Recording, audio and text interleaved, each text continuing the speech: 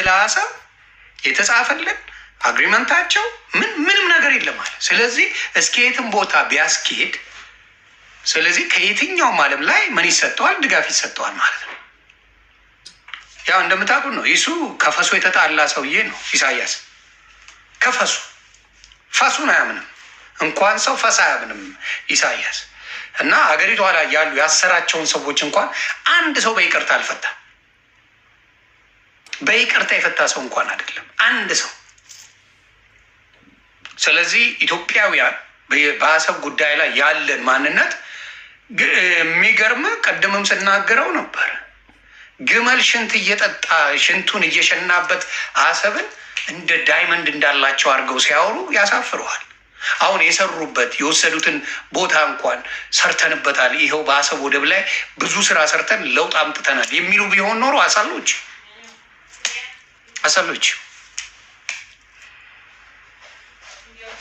የግመል ሽንት የሚጠጣበትን ያንተ ቦታ ያልሆነውን ልቦና እያወቀ ኢትዮጵያ አሰብ የሷ አይደለም ማለት በቅርብ ያው የምታዩት ውጤት ታያላችሁ።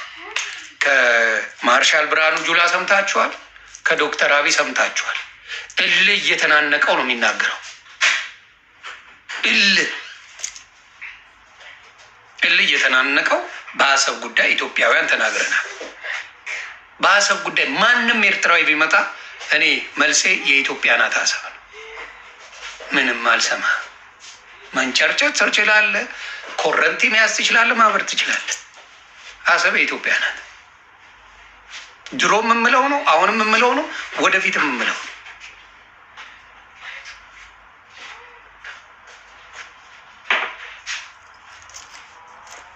ታፕ ኮፒ ሊንክ እያደረጋችሁ እና ኢትዮጵያውያን በአሰብ ጉዳይ ላይ የግል ጉዳይ ሊኖር ይችላል። ኢትዮጵያ ጦርነት አላት፣ በየጊዜው አለመስማማት አለ። በሀገር ላይ በሚጠቅም ነገር ላይ ግን አትደራደር።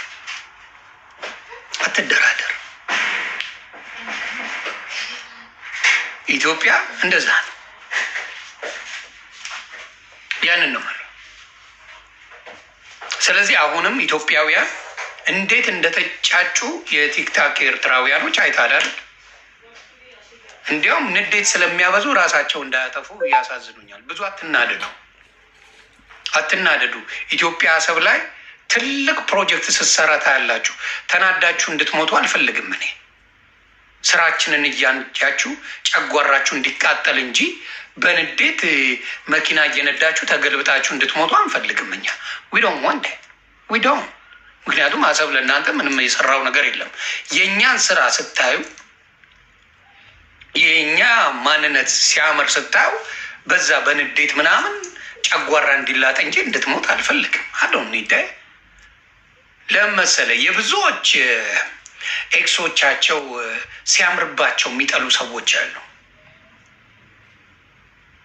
ሲያምርባቸው ኤክሶቻቸው ኮምትር ግን ኤክሶቻቸው ሲጨማተሩ ኮምትር ሲሉ ሲጎሳቆሉ ደስ ብሏቸው አያችሁም ይላል። ኢትዮጵያ አድጋ ነው የምታዩት። እመነኝ በጣም እያደገች ነው። ያውም የማይሆን ሽኩቻ እያለ እያደገች ነው።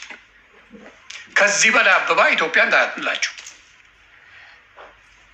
ከዚህ በላይ አበባ አዲስ አበባ ቢሎንግስ ቱ ኤርትራ ላልከኝ ሙሉን አስነቅዬ እንዳላባርልህ አሳዝናችሁኝ ነው ዝም ያልኩት። በሁለት ሰው የተነሳ ሙሉ ኤርትራዊ ከኢትዮጵያ አላስወጣም ብዬ አሳዝናችሁኝ ነው ሙሉን ነቅዬ እንዳላባርህ። በሁለት ሰው የተነሳ አትናገር ዮኒ ማኛ። ሁለት ሰው ነው ዝም ብሎ የሚሳደበው ተብዬ ነው። ተብት አሳያለሁ። ተብት ትንሽ ነቅዬ ባዶ እንድትሄድ ነው ማድረግ። አርፈህ ቁጭ በል።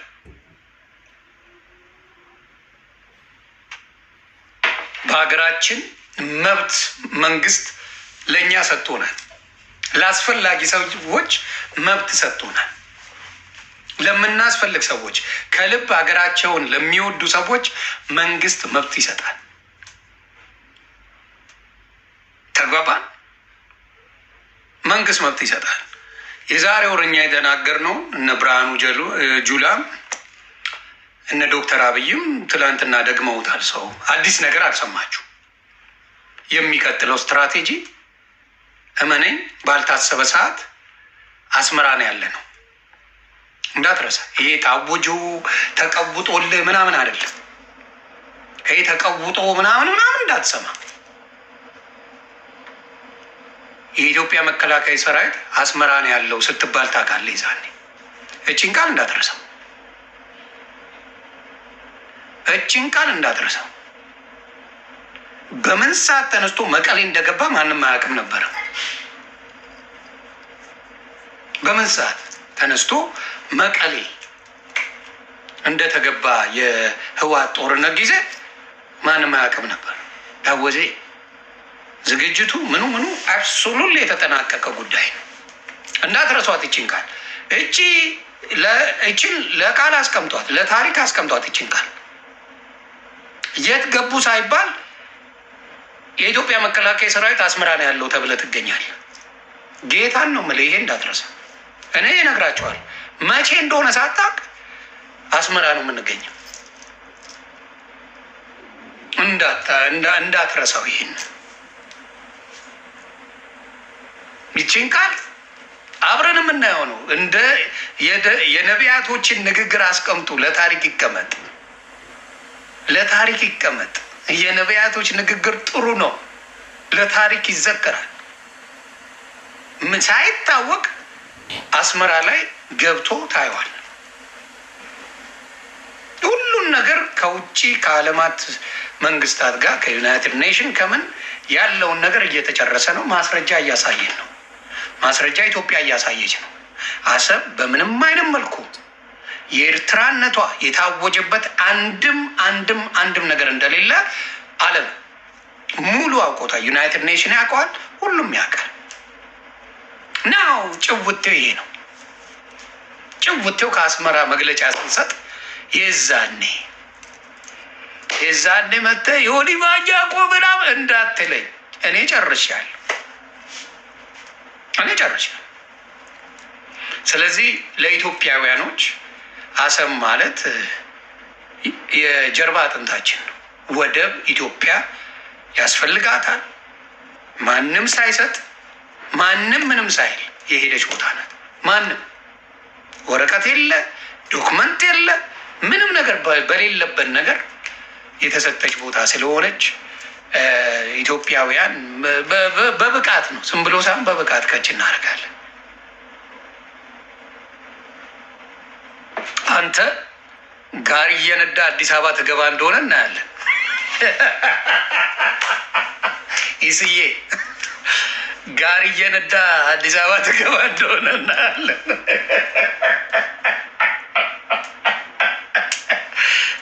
ጽድት ያሉ ጋሪ አይቻለሁ። እነሱን ይዘሽ ከችት ያለች አራዳ ልጅ ይመች።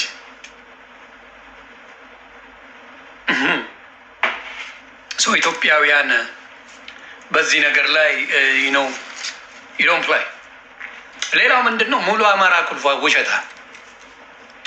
ሙሉ አማራ ከብልጽግና ጋር ጸበኛ አድርጋችሁ የምታስቡ ሰዎች ለሚታዩ 10 ሚሊዮን ብአዴን ከብልጽግና ጋር 10 ሚሊዮን ሶሪ። አንተ እዚህ ዝም ብለህ ያዙ ይልቀቁኝ ትላለህ። 10 ሚሊዮን ብአዴን ከብልጽግና ጋር የሚሰራ 10 ሚሊዮን አለ። ስለዚህ ኢምፓስብል ማለት ነው። ሰው ምንም አይነት ከነ ኮሎኔል ደመቀ ዘውዱን ጨምሮ አሉ የተባሉ ጀግናዎች እነ ኢንጂነር ማን ነው ስሙ? በለጠ ነው ስሙ ይጠፋኛል። መላጣው ማን ነው? ኢንጂነሩ ማን ነው? መላጣው የአብኑ ማን ነው ስሙ?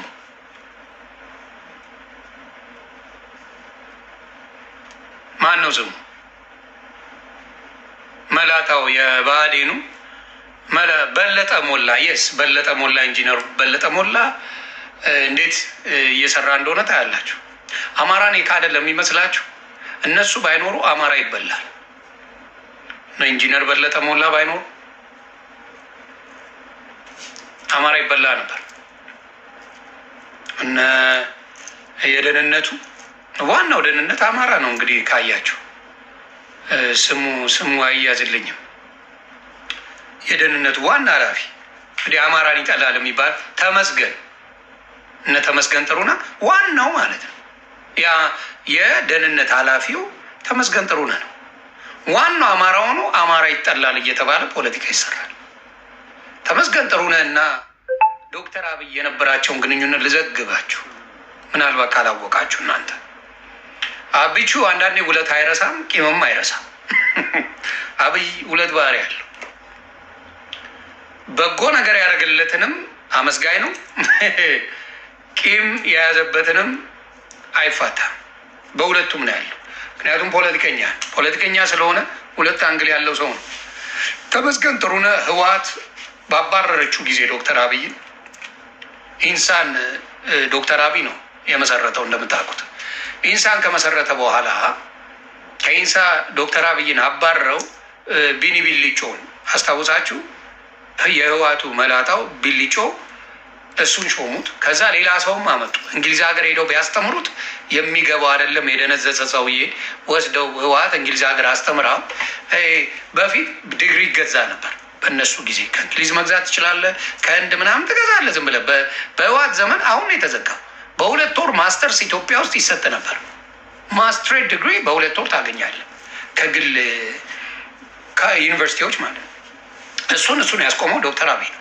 እና አስገዝተው አምጥተው ቢያደርጉት እንደ ዶክተር አብይ ኢንሳ ሊያድግ አልቻለም፣ ሊሰራ አልቻለም። ምክንያቱም ባለ አይዲያው የሆነ ሰው ካልሆነ ማንም እንደዛ አድርጎ የመስራት ብቃትና ጥራት የለው።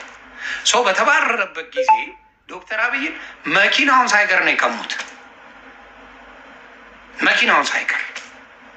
መኪናውን ሳይቀር በቀሙት ጊዜ ተመስገን ጥሩነህ እንዴ አንተ እዛ ላይ ሆነ ከእሱ ጋር ይሰራ ነበር።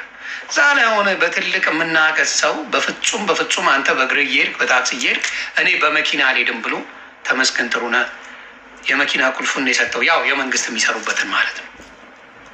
ስለዚህ በዛ ዶክተር አብይ ነገሩ እስኪስተካከልለት ያንን ይሰራ ነበር።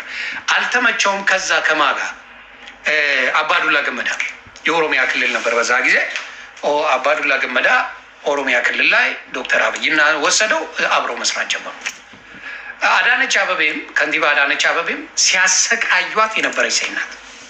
ሺ ዋዝ ቨሪ ስማርት፣ በጣም የተማረች በጣም ጎበዝ ሴት።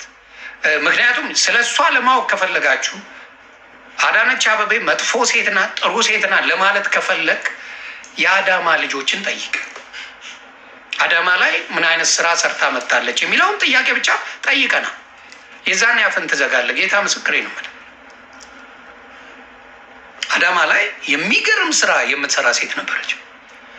ሰው ከዛ ነው ወደዚህ መጣችው። ወደ አዲስ አበባ የመጣችው ማለት ነው። ለምን? ኢንጂነር ታከለ ኡማ ብዙ ተቃውሞ ቀረበበት። ብዙ ተቃውሞ ሲቀርብ ያንን ቦታ ለአዳነች ተሰጠ። እንግዲህ አዳነች ላይ አሁን ብዙ ማጉረምረም ምንም የለም። አሁን ታስታውሳላችሁ እንደው ኢትዮ 360 ሹራቧን የገዛችው $64,000 ነው ብለው አውርተው ነበር። 46,000 $46,000 ጃኬት ገዝታለች ብለው ሲያወሩ ነበር።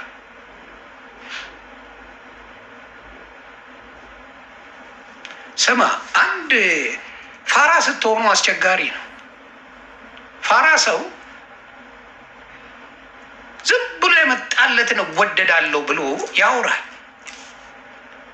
እውነተኛ ሰው ግን ያስተውላል። ለምን?